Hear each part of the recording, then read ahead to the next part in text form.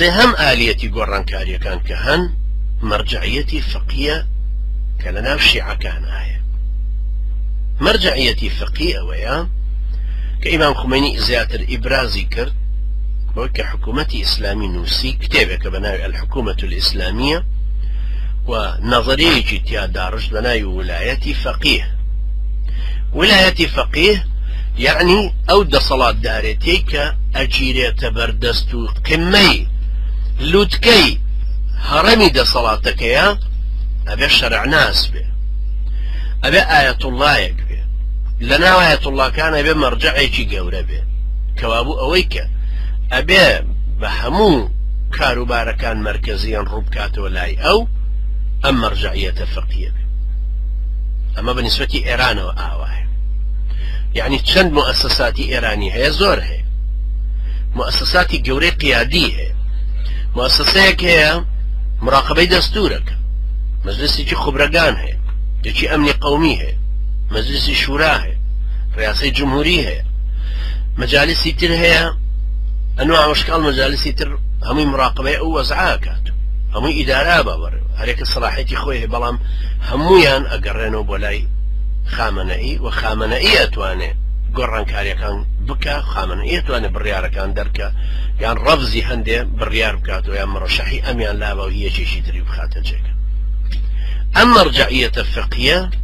لبرو لناو أو أنا وادرس بوا لناو قرن كاري شيعية حركة بحزب ناكا حزبي دعوة يك من حزب كسروت بي بابريو لبرو إزعاجا مرجعيات الدين الشيعة هميان إزعاجا لويك حزبي دعوة هي بويا حزبي دعوة بو ببينش لاتوا يكام لبرو يكام جار كدروز ولا نصطو بنجاو نويا سروت نيبر بريو محمد باقر صدري بربريو آية الله يجي قورا عالم ترلا إمام خميني وبيا يجي قورا زعنا فيلسوف اقتصاد ناس ومرجعيتي الديني قورا بلا مام كابرايا كوجرا صدام حسين اعدامي كر لروجي بستوشتي نيساني شاي اعدامي كر لو روجي كالي خوي لدايك اعدام كردني او فراغي شي دروس كركه هي آية الله نهت او بوشاية بركاتو هروكو شو نسا مقتدى صدر او ازمي هي بلام على الاقل مقتدى صدر حجة الاسلام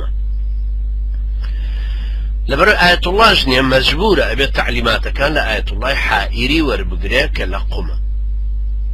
چونك الشيعة بوينيا لخوية وتفسيرات قرآن وفقه وأحكام وربقريك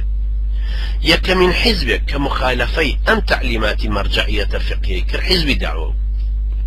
لدواي محمد باقر الصدر حزب دعوة أمين داريها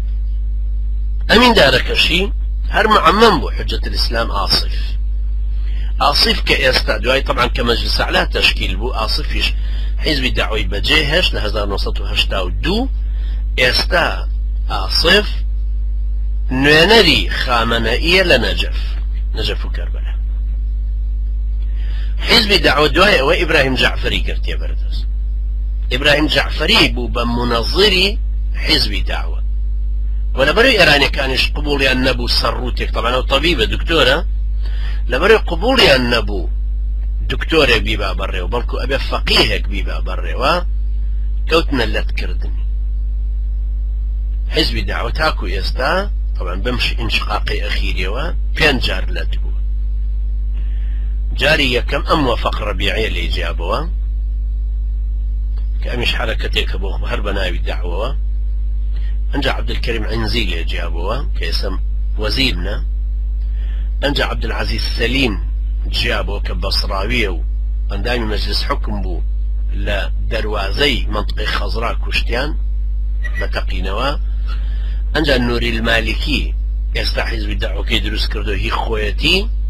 وإبراهيم جعفريش إصلاحه اشتيوا دروس كردو كبناي إصلاحه ودرسي كردوتو هوي ككنالي بلادي هي است ام بينج جروبا هر بينجان سر شيعة كان زور ناتوان هاوكاري ناكن اوانيك لسر مرجعية پروردبون بوانا لمتهميانا كنالن امانا متأثرا بإخوان بويا ملايان خستوتا اولا وخوان سروتانا ايشكن ئەوانش کە جوابیانە دەن و حیزبی داوە وەکو حیزبی ئیخوان و ئەمانەی ئێمە چۆن جواب بدەنەوە خۆ ئێمە مناقەشە و شەڕە فقهمان نییە هەتا مەلایەک بێنین سیاسیە کە ئێمە ئەیبین بەڕێوە کەوابوو ململانەی فکری سیاسی مەرج نییە فەقیهەی بیبا بەڕێوە ئەشێ کەسێ بیبا بەڕێوە وەکو غەنووشی دکتۆرای لە فەلسەفەیە وەرگرتۆ لە دیمەشق ئەشێ کەسێ بیبا بەڕێوە وەکو قازی حوسێن کە ماجستێری لە جغرافیە هەیە کە ئێستا طبعا منەوەر حەسەن هاتۆتە شوێنی لە پاکستان مەبەستم ئەشێ یەحیا حاجی عوسمان بیبا بەڕێوە کە ئەزهەریە و عالمێکی ئەزهەریە لە مالیزیا بەڵام ئەشێ ئەو بڕوا ئەنوەر ئیبراهیم بیبا بەڕێوە کە مهندسێکی ئەلکترۆنیە ئەشێ شێخ جەمالەدین قابلانێک بیبا بەڕێوە لە تورکیا بەڵام ئەشێ ئەویش بڕوا ئەربەکان بیبا بەڕێوە چونکە ئەربەکان زەعیمی منەظر و گەورەی فکری سیاسی صەحوە ئیسلامیەکەیە لە تورکیا ئەشێ هەردووکیان کەونە کەنارەوە بە مردن یا بە تەقاعود بوون یا بە لاواز بوون عەبدوڵڵا گوڵ و طەیب ئەردۆغان بیبن بەڕێوە کە سەرڕوتن علاقەشی بەسەر فقهەوە نییە لە ناو حەرەکەتی ئەوانشە دەیان مەلایکێ ئەمەش دید و تەسەوراتێکی ترە کە ئەڵێ مەرجعیەتی فقهی پێویستە بیبا بەڕێ ئەمەش ئێستا ئەوەی پێی متەئەسیرە مەم سەعدی باپیر هەوڵ بۆ ئەم نقطەیە ئەداتەوە بۆ ئەوەی کە ئەوە بسەلمێنێ ئەوە بچەسپێنێ کە ئەو مەرجعیەتە و ئەفرادەکان پێویستە لە ناو کۆمەڵە هەمویان لە قیادەشت وەربگرن قیادەش هەمویان پێویستە ڕوو بکەنەوە ئەو جا هەیە ئەوەی کە ئەو پێی ئەڵێ قیادە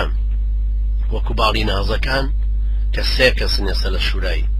بڵێن لە مەکتەب سیاسی و ئەوانی تریش پێنجن یا شەشن بە هەمویان وەرحاصڵ گەلە کۆمەچەیەکە لە نازەکانیش حەوت کەسن بەرامبەر بە سێ کەسی نازەکان بەڵام هەر یەکێک لەمانە ئەبێ بۆ مەرجعیەتی خۆی بگەڕێتەوە لای مام سەعدی باپیر ئەمەش یەکێکە لەو گۆڕانکاریانە